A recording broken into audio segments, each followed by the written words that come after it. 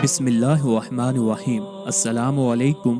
उम्मीद करते हैं आप सब खैरियत से होंगे। जो शख्स ये चाहता हो कि उसकी दुआ ज़रूर कबूल हो और जल्दी से जल्दी उसका काम बन जाए, चाहे किसी किस्म की भी हाजत हो लेकिन शरई तौर पर जायज़ हो, तो उसे चाहिए कि 21 रमज़ानुल मुबारक की रात को कुरान मजीद की इस छोटी सी आयत को पढ़कर अपना मकसद अल्लाह ताला की बारगाह में बयान करे। सामीन इकराम, आपके सामने सूरह इनआम की आयत नंबर 124 आ रही होगी।